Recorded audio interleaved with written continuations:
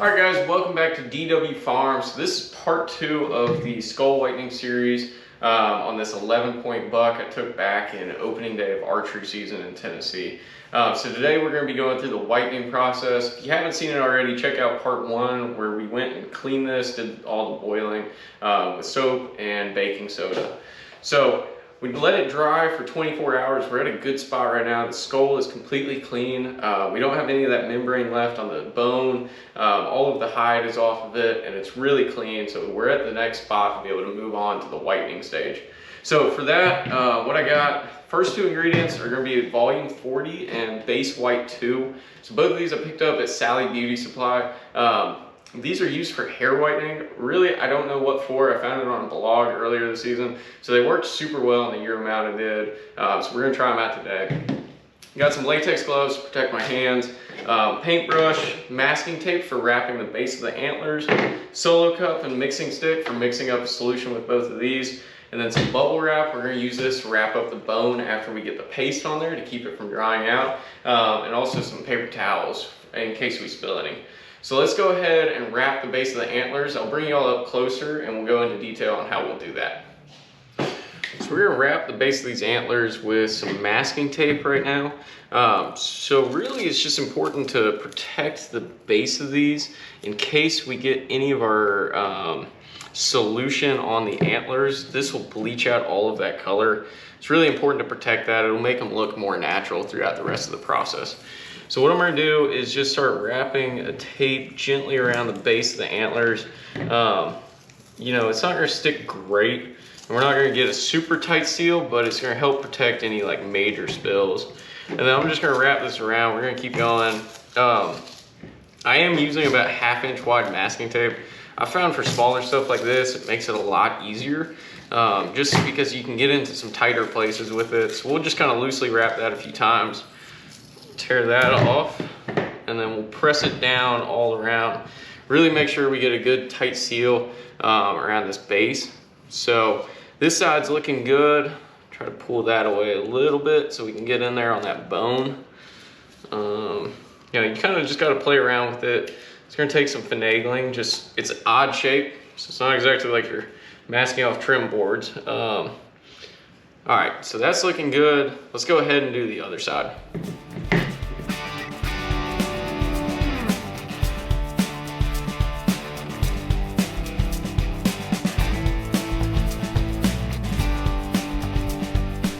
There we go, so we're all wrapped up. This is just, again, gonna protect these antlers from getting any of that bleaching solution on it. So let's go ahead and move forward with mixing up our hydrogen peroxide solution.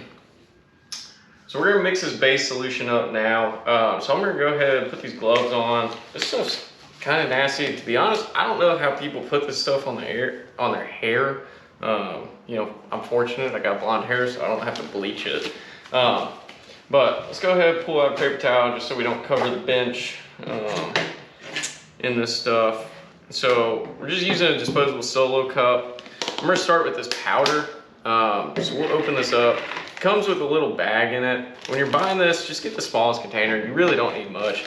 I'm probably gonna do like 2 scoops for this. Again, just be careful, you know, try not to breathe this stuff in. Probably should have the garage door open, but just don't want all the noise coming in. So I'm gonna do 1 scoop, and then 1 more. All right, so there's 2 scoops. Let's go ahead and close this up.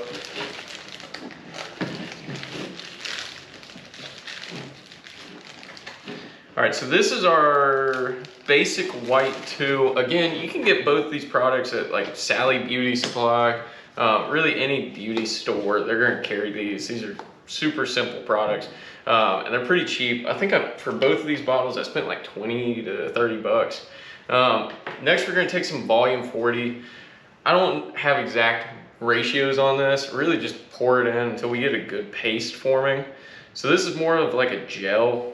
So let's pour in a few ounces. We'll get in. So you can see I got this solo cup, probably about 1/4 of the way fill. I'm just using a shim I had laying around, and let's start mixing this up. So you can see, hopefully y'all can see. I don't really know. I'm new to this, so we're all learning together. So I'm gonna mix this up. And we actually have a pretty good consistency right off the bat. So what I'm looking for is really just, we probably need to add a little bit more volume 40, but you kind of almost want it a little bit thinner than peanut butter. So that will just help it stick to the bone, but also it'll allow us to brush it in pretty easily.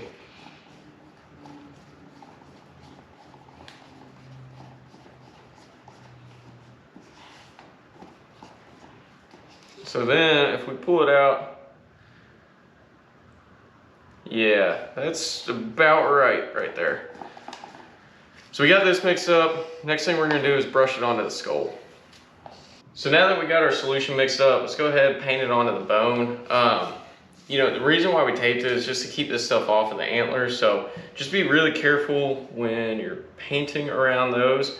But really all you're gonna do is just lather it on. I like to go pretty thick. So I'll kind of do a light coat around everything and then come back and fill in any spots we miss. It'll kind of absorb it. And then this paste is going to do all of the whitening for us. So I'll do this coat and we will review what it looks like in a minute or two after I finish it.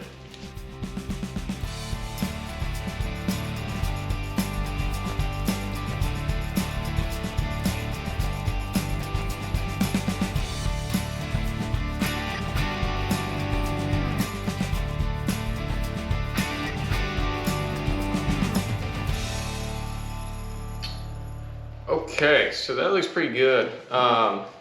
So I'll bring y'all up close and let's review how this looks.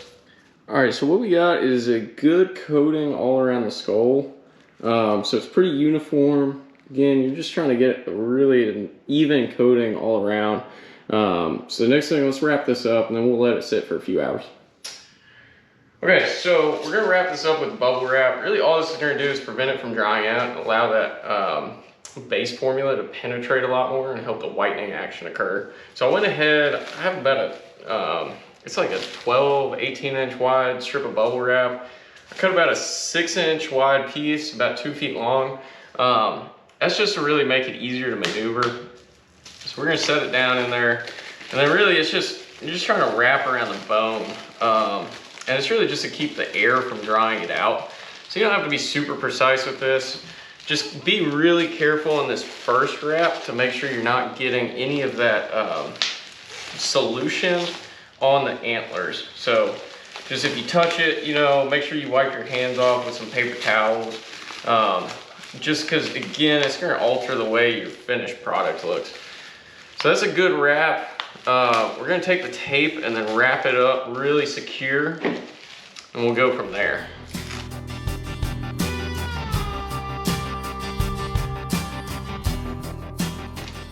All right, there we go. So we're all secured. I'm gonna set this thing outside in the sun just to give it a little heat. It's about 65 degrees outside, so it's not super warm, but that'll still help just that whitening action occur and allow it to penetrate deeper into the bone. So we're gonna let this sit probably about 3 hours, and then we'll unwrap it and see how it looks. All right guys, it's been about 3 hours, so we're hopefully done with the whitening process. So let's pull off this tape and bubble wrap and see what we're working with.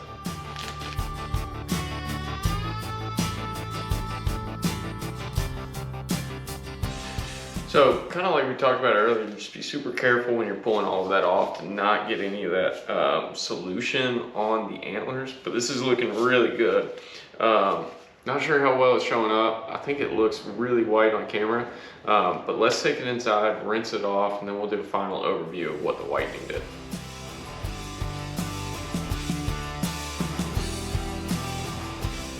Okay guys, so it's the next day. I finished washing it last night, didn't get any footage of it, but it's dried out completely. I hung it in my garage for about 24 hours, and it's looking great. So it's super white bone, everything came out well. We have no discoloration on the antlers. So again, just be careful with that bleaching solution. It's gonna bleach everything, including yourself. So it's important to wear those gloves. But I'm thinking now, I saw a cool mount online that kind of incorporates this with some turkey feathers. So with turkey season upcoming, it's probably going to be a few weeks until I make any progress on this mount, but at least we have it clean. Keep in mind, this exact same process can be used for doing a full Euro mount. It's a little more in depth on the cleaning side just because you have to get into a lot of nooks and crannies that you don't have to do on a mount like this. But thanks for joining in. Please catch the next episode of DW Farms and like and subscribe. Thanks.